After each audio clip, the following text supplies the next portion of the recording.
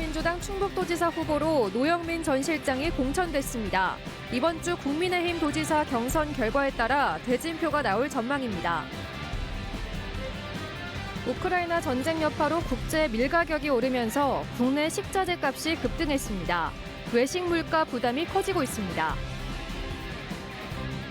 가연성 고체 폐기물을 연료로 하는 SRF 발전을 둘러싼 갈등이 끊이지 않고 있습니다. 한때 신재생 에너지로 분류됐지만 유해성 논란으로 신규 허가는 중단된 상태입니다. 제천 옛 동명초부지에 들어선 세명대 상생 캠퍼스가 착공 1년 만에 공개됐습니다. 예술의 전당과 함께 구도심을 살리는 마중물로 기대를 모으고 있습니다. 여러분 안녕하십니까? 계속해서 뉴스투데이 충북 소식입니다. 어제부터 영업시간과 모임 인원 제한 모두 없어지면서 도심 밤거리는 다시 활기를 되찾았습니다. 2년여 만에 되찾은 일상에 지역 자영업자들과 도민들은 기대감을 드러냈는데요. 일상 회복 첫날 밤, 김은초 기자가 거리로 나가봤습니다. 식당과 주점들이 밀집한 거리, 가게마다 사람들로 꽉 차 빈자리를 찾기 어려울 정도입니다. 사회적 거리두기가 2년여 만에 해제되면서 일상 회복 첫날을 즐기려는 사람들이 거리로 나왔습니다. 원래 친구 생일인데 못 봤어요. 시간이 안 맞아서. 근데 딱 오늘부터 풀리는 날이라고 해가지고 모이자 해서 모인 거예요. 술자리 할 때 일찍 끝나는 게 너무 아쉬웠던 것 같아요. 이렇게 거리두기 해제되고 다 같이 이렇게 회식할 수 있어서 너무 좋은 것 같습니다. 10명으로 제한했던 사적 모임 인원 제한이 풀리고 밤 12시 영업시간 제한이 모두 해제돼 24시간 영업이 가능해지면서 자영업자들은 분주해졌습니다. 밀려드는 손님을 맞이하느라 쉴 틈은 없어도 얼굴에선 미소가 끊이지 않습니다. 오늘 같은 분위기만 쭉 이어졌으면 좋겠어요. 계속. 이제 새벽까지 손님이 더 많아지면 매출이 더 2배 이상 오를 것 같아요. 이제. 새벽 영업이 매출의 대부분을 차지하는 노래 연습장, 유흥시설 등을 운영하는 자영업자들은 이날만을 손꼽아 기다렸습니다. 집세도 좀 많이 밀렸고 이걸 좀 복구하는 데는 좀 시간이 걸릴 거라고 생각하고 있기 때문에 하지만 기대 많이 하고 있습니다. 이날만 기다렸습니다. 다만 코로나19 장기화로 생활이 많이 달라졌고 물가 상승까지 겹쳐 당장 매출 증가로 이어지긴 어려울 거란 우려도 나옵니다. 12시 이렇게 하다 보니까 손님들도 이제 그런 거에 익숙해져가지고 12시 넘어서 또 바로 들어가시지 않을까 이제 오늘 좀 걱정이 되긴 하는데 좀 더 지켜봐야죠 뭐. 아직 마스크 착용 의무는 유지됐지만 영업시간과 인원 제한이 풀리면서 지역 상인들과 도민들의 일상 회복에 대한 기대감도 커졌습니다. MBC 뉴스 김은초입니다. 사회적 거리두기 조치가 모두 해제되면서 코로나19로 문을 닫았던 도내 경로당 운영도 재개됩니다. 충청북도는 코로나19 재확산으로 지난 2월부터 문을 닫았던 충북 지역 경로당 4,200여 곳이 오는 25일부터 다시 문을 연다고 밝혔습니다. 다만 백신 3차 접종자만 경로당을 이용할 수 있고 노래와 체조 같은 프로그램 운영은 여전히 중단됩니다. 또 식사나 음식물 섭취는 칸막이와 뛰어앉기 등이 가능한 경우에만 허용됩니다. 더불어민주당 충북지사 후보로 노영민 전 대통령 비서실장이 단수 추천됐습니다. 노 전 실장에 맞설 국민의힘 후보 선출이 남았는데요. 오늘과 내일 경선을 앞두고 경선 선거운동 마지막 날 후보들의 날선 신경전이 오갔습니다. 신병관 기자입니다. 더불어민주당 공천관리위원회가 5차 회의를 열어 문재인 대통령 비서실장을 역임했던 노영민 예비후보를 충북지사 후보로 추천하기로 확정했습니다. 발목을 잡았던 부동산 처분 논란이 공관위 내에서 교통정리가 된 결론입니다. 노 후보는 그동안의 정치 역량을 충북 발전에 쏟아붓겠다고 밝혔습니다. 변함없이 오직 충북이라는 그러한 신념으로 최선을 다하겠고 도민들에게 그 진정성을 평가받고 싶습니다. 노영민 후보에 맞설 국민의힘 후보의 결정도 임박했습니다. 경선을 하루 앞둔 선거운동 마지막 날 3명의 예비후보는 도민과 당원의 막판 표심을 공약했습니다. 김영한 예비후보는 윤석열 대통령 당선인의 특별 고문으로 충북 발전의 적임자임을 일하기가 훨씬 좋지 않겠나 생각하고 지금 지금 당은 물론이고 지금 내각에 있는 장관들과도 언제든지 소통할 수 있는 그런 조건이 있지 않나. 박경국 예비후보는 민주당 출신 상대 후보들과 비교되는 정치적 선명성을 부각했습니다. 민주당 후보와 격돌하여 진검승부를 펼칠 수가 있습니다. 다른 분이 후보가 된다면 민주당 출신 국회의원들끼리의 잔치가 됩니다. 오재세 예비후보는 대규모 공약 사업을 새 정부와 협업해 이끌어 나가겠다고 밝혔습니다. 중앙의 협조와 지원이 절대적으로 필요합니다. 그래서 저는 이번에 윤석열 대통령 정권 교체를 위해서 적극적으로 역할을 했고, 국민의힘 충북지사 후보는 19일, 20일 이틀간 일반 국민 여론조사와 당원 전화투표를 합산해 결정됩니다. 군소정당에서 충북지사 출마 움직임이 읽히지 않고 있어 이번 주면 민주당 노영민 대 국민의힘 경선 승자 간 사실상의 대진표가 확정될 전망입니다. MBC 뉴스 신병관입니다. 더불어민주당 충북도당 공천관리위원회가 기초단체장과 광역, 기초의원 후보 30명의 1차 심사 결과를 발표했습니다. 기초단체장 후보로는 현역인 이채영 괴산군수, 송기섭 진천군수, 조병옥 음성군수가 공천장을 따냈고, 김동진 전 단양군 의원 또한 단양군수 후보로 이름을 올렸습니다. 광역의원 후보 19명과 기초의원 후보 7명도 공천을 받았습니다. 더불어민주당 충북도당은 이번에 발표된 후보들은 단수 공천 지역이라며 도당 운영위와 중앙당 비대위 인준을 거쳐 확정된다고 밝혔습니다. 현직 교육감의 출마 선언을 앞두고 교육감 예비 후보 단일화가 급물살을 타고 있습니다. 김진균 교육감 예비 후보는 어제 기자회견에서 제대로 된 정책과 대안이 있는 사람이 단일화의 주인공이 되어야 한다면서 정책 토론을 제안했습니다. 이에 대해 심의부 예비 후보는 충북교육의 변화를 위해 어떤 형태의 단일화 방안도 환영한다고 밝혔고, 윤건영 예비 후보도 후보 단일화는 늦어도 다음 달 8일 전에 성사돼야 한다고 강조했습니다. 교육감 예비 후보들은 어제 저녁 모임을 갖고 후보 단일화 방법과 시기를 조율합니다. 한편 3선에 도전하는 김병호 교육감은 오는 21일 출마 선언을 시작으로 본격적인 선거전에 뛰어듭니다. 세계 주요 밀 수출국인 러시아와 우크라이나 전쟁이 장기화되면서 국제 밀 가격이 급등하고 있는데요. 덩달아 밀가루 가격도 크게 오르면서 코로나19로 가뜩이나 힘들었던 빵집과 식당들의 부담도 더 커지고 있습니다. 김영일 기자입니다.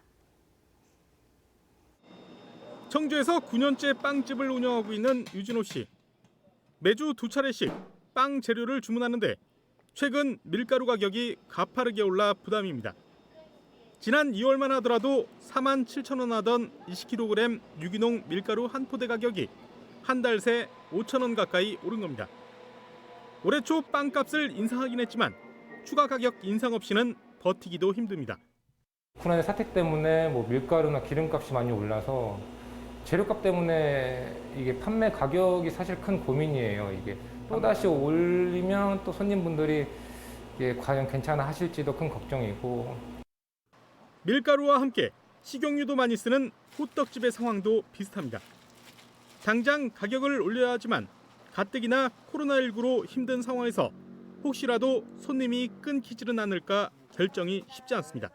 그나마 손님이 떨어질 것 같은 그런 불안심리 때문에 그렇죠.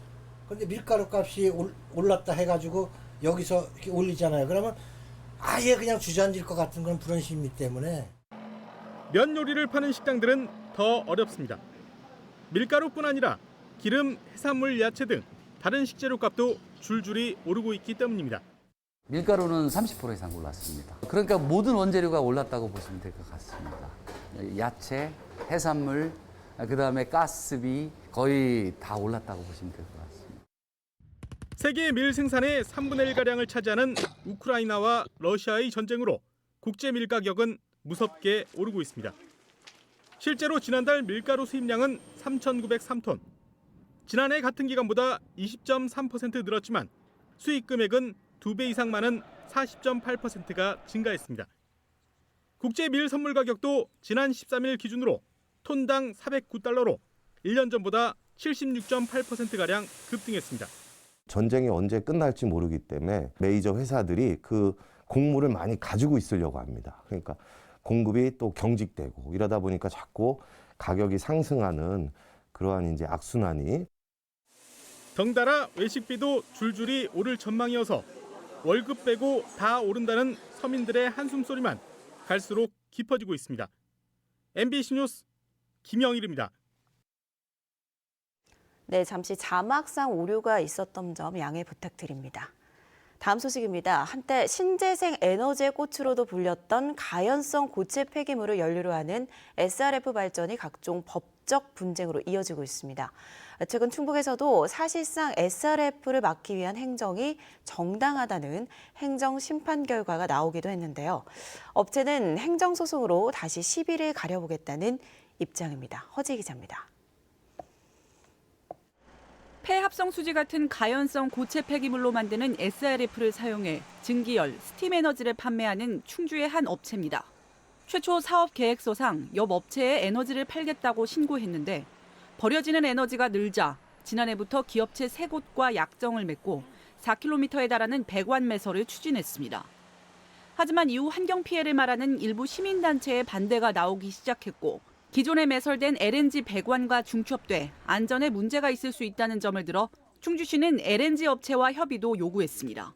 스팀 배관을 하게 되면 안전상 문제가 따를 수 있다. 그래서 그런 부분에 대해서 안전성 검토를 저희한테 요구한 사항입니다. 결국 도로 점용 허가를 내주지 않은 충주시.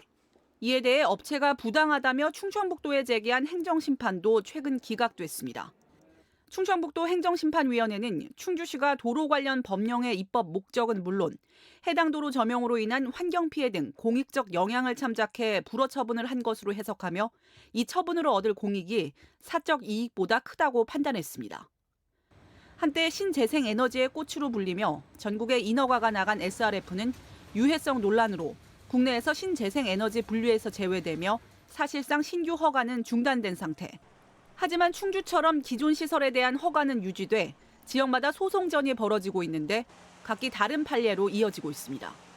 대구에선 환경권의 우선에 사업기간 연장을 불허한 지자체 행정이 정당하다며 업체가 패소한 반면 전남에선 나주시가 지역 난방공사를 상대로 낸 행정소송에서 패소해 공사가 최근 재가동을 시작했습니다. 충주 지역 SRF 발전업체는 경쟁 사업자인 LNG 업체의 동의를 얻으라는 절차부터 이해할 수 없다며 행정심판 결과를 받아들일 수 없다는 입장입니다. 특히 같은 양의 에너지를 생산할 때 LNG와 오염물질 배출 차이가 거의 없고 어차피 버려지는 에너지를 판매하는 만큼 허가받은 용량 내에서 소각량이 더 증가하는 것도 아니라고 주장했습니다. 저희가 이것을 공급을 안 한다고 해서 이 사업장이 없어지는 게 아니지 않습니까? 계속 가동을 해요. 그렇다면 명확하잖아요. 누가 더 공익적으로 할 수 있느냐. 저희들이 없어지는 버려지는 폐유를 재활용하는 게 정부 정책이고 그렇지 않습니까? 또 처음 사업 허가를 받을 때 업체 한 곳에만 판매한다는 단서 조항이 없다며 행정소송을 제기했다고 밝혔습니다. MBC 뉴스 허지입니다. 충북도 내에서 확인된 돼지열병 감염 멧돼지가 205마리로 늘면서 차단 방역이 강화되고 있습니다. 충청북도에 따르면 보은군 속리산면에서 폐사체 5마리, 제천시 봉양읍에서 1마리가 추가로 발견돼 인근 농가를 대상으로 긴급 예찰이 이뤄졌습니다. 지역별 돼지열병 감염 멧돼지 수는 단양군 79마리, 제천시 61마리, 보은군 50마리, 충주시 15마리이며 아직까지 돼지열병이 발생한 인근 양돈 농가는 없습니다. 현재까지 도내 양돈 농가 95%에 울타리와 방역실 등 8대 방역시설이 갖춰진 가운데 충북도는 다음 달까지 100% 설치를 마칠 계획입니다. 청주시청 신청사 건립 비용이 3천억 원을 넘어설 것으로 보입니다. 청주시는 새 청사 안에 추진하던 시의회를 독립청사로 짓는 대신 그 자리에 푸른도시 사업본부 등 3개 본부를 배치하기로 했습니다. 이에 따라 시청사 건립 비용도 2,750억 원에서 3,068억 원으로 늘어납니다. 청주시는 이 같은 내용의 새 청사 건립 계획안에 대한 타당성 재조사를 이번 달 말까지 행정안전부에 요청할 계획입니다. 지난 2013년부터 공터로 남겨진 제천 옛 동명초 부지가 새 모습을 갖춰가고 있습니다. 활용 방안을 결정하고 착공한 지 1년 만에 먼저 세명대학교 상생 캠퍼스가 공개됐는데요. 향후 예술의 전당과 시민들을 위한 광장까지 조성되면 제천시는 옛 도심을 살릴 마중물이 될 곳으로 기대하고 있습니다. 이지연 기자입니다. 제천 도심 한가운데 옛 동명초 부지에 5층짜리 새 건물이 들어섰습니다. 지역 대학에서 지은 이른바 상생 캠퍼스입니다. 강의실, 회의실, 동아리방과 화장품 임상시험센터를 위한 공간으로 꾸며졌는데 마무리 공사를 마치면 학생과 시민들에게 개방할 예정입니다. 100억 원 넘는 예산을 들여 만든 학교 건물을 개방하는 이유는 지역과의 상생 효과를 기대하기 때문입니다. 학교 구성원을 도심으로 유도해 지역 경제에 기여하고 학교의 존재감을 알리는 겁니다. 우리 학교 학생들이 도심에서 생활함으로써 현장감을 좀 높이고 학교의 홍보라든지 그리고 지역과 같이 할 수 있다는 좋은 계기가 마련된다. 도심 공동화로 애를 먹은 제천시는 발맞춰 시민들을 이끌 공간을 준비하고 있습니다. 초등학교가 자리를 옮기면서 이곳은 공터로 방치돼 왔는데요. 모습을 드러낸 대학 건물과 더불어 이곳을 문화예술 공간으로 활용하기 위한 공사가 이어지고 있습니다. 480억 원을 들여 800석 규모의 예술의 전당을 짓고 야외 공연장과 휴게시설, 산책로가 있는 광장을 만들고 있습니다. 충북 북부권 지역에 낙후된 문화공연시설 인프라 확충과 침체된 원도심 경제 활성화의 토대가 되는 문화거점 시설을 마련하고자 지난해 문을 연 도심 속 게스트하우스와 접근성이 좋아 관광객 유인 효과도 기대되는 가운데 제천시는 내년 예술의 전당 개관과 동시에 수준 높은 공연이 이루어지도록 올 하반기부터 준비에 돌입합니다. MBC 뉴스 이지연입니다. 더불어민주당 충주시장 공천 신청자들이 공정한 경쟁과 깨끗한 결과 승복을 약속했습니다. 맹정섭, 우건도, 정상교, 한창희 예비후보는 어제 충주시청 브리핑룸에서 기자회견을 열고 지난 8년 무능시정으로 시민들이 고통을 받고 충주가 더 후퇴했다며 새로운 충주를 만들기 위해 민주당 예비후보 모두 하나가 되겠다고 밝혔습니다.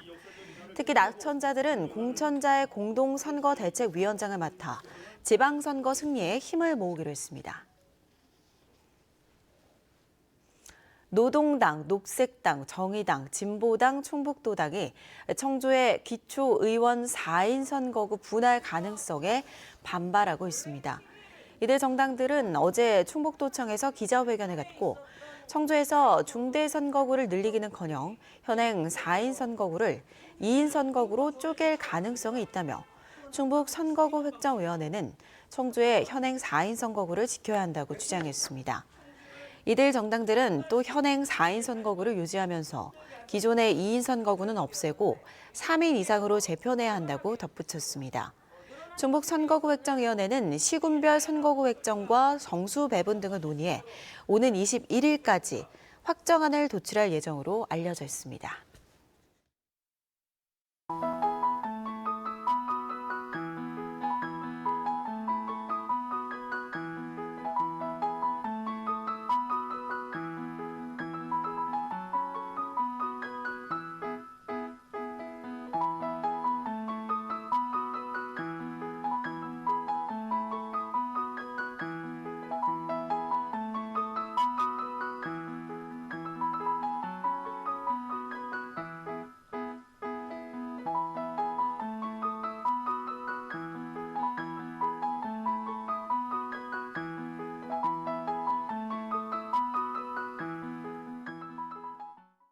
국민의힘 충북도당이 청주시장 공천후보 확정을 위해 토론회를 개최합니다.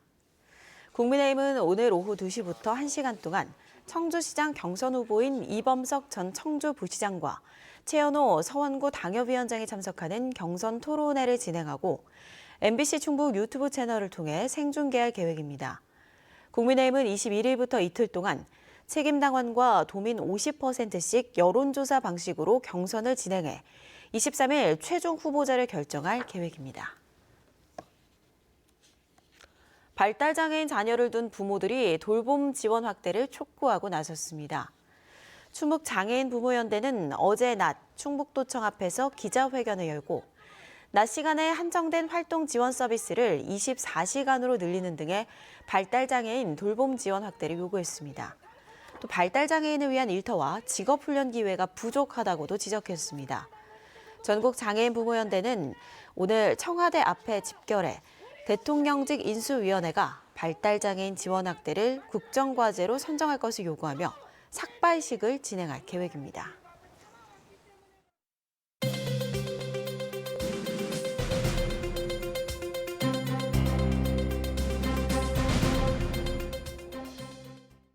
영동군이 내일부터 모든 지역 주민들에게 재난지원금을 지급합니다. 지급 대상은 지난달 15일 기준으로 영동에 주소를 두고 있는 주민과 영주권이 있는 외국인, 결혼 이민자 등 45,700여 명입니다. 지원 금액은 한 사람당 15만 원으로 오는 7월까지 지역에서만 쓸 수 있는 선불카드로 지급됩니다. 지급 신청은 다음 달 19일까지 읍면사무소나 영동군 홈페이지를 통해 신청하면 되며 선불카드는 사는 곳의 읍면사무소에서 받을 수 있습니다. 진천군이 정착지원금 사업의 지원 대상을 확대합니다. 진천군은 지난해까지 다른 지역에 살던 중소, 중견기업 근로자에 한해 정착지원금을 지급했지만 올해부터는 대기업을 포함해 지역의 모든 근로자로 지원 대상을 확대합니다. 지원금 규모는 1인 가구 100만 원, 2인 이상 가구 220만 원입니다. 앞서 진천군은 지난 한 해에만 한시적으로 정착지원금 사업인 생거진천 뿌리내리기 사업을 추진했지만 호응을 얻자 1년 더 연장하기로 했습니다. 한편 현재까지 뿌리내리기 사업 지원을 받은 근로자는 605가구에 737명입니다. 제천시 대표 공약 사업인 의림집들 자연치유단지 조성이 드림팜랜드가 본격화됩니다. 뉴스데이 충북 소식 모두 마칩니다. 고맙습니다.